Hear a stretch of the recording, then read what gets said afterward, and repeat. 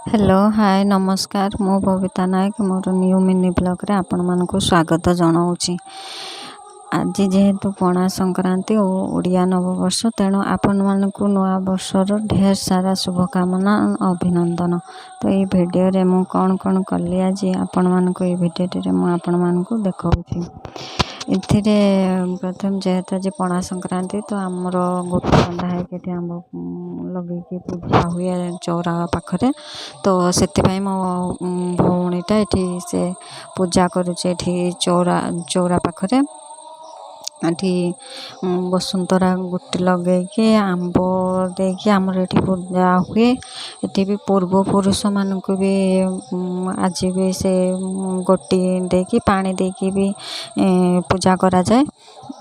तो जेहेतु मो भौणी आज थिला तो सी से पूजा करुची से चौरा कतरे पूजा करुची माँ बृंदावती की पूजा कर नौची।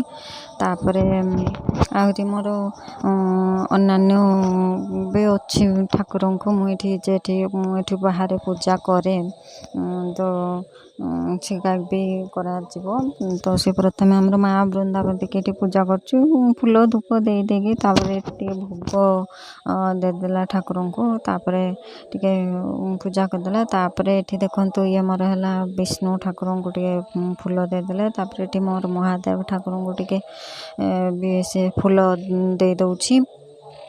आबरे यहाँ देखो यहाँ मोर है माँ लक्ष्मी ठाकुर ये माँ लक्ष्मी ठाकुर को से टिके पूजा कर दौची। तो निम गछरे कहती ना माँ लक्ष्मी ठाकुर रुहती तो सी तो बेल गछटा पुणी आउटे तो ये भी से महादेव ठाकुर को पूजा करदे। सब ठाकुर को धूप धूप रचाल देके बंधेदेले टे सब ठाकुर कतर भोग देदेला।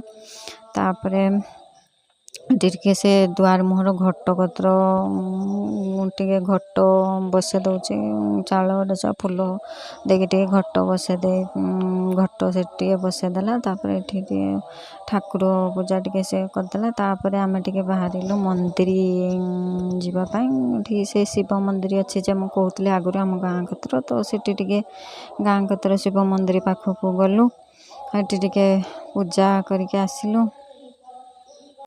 जेहेतु आज पणा संक्रांति तो बेल पणा टे आयोजन करनेलु।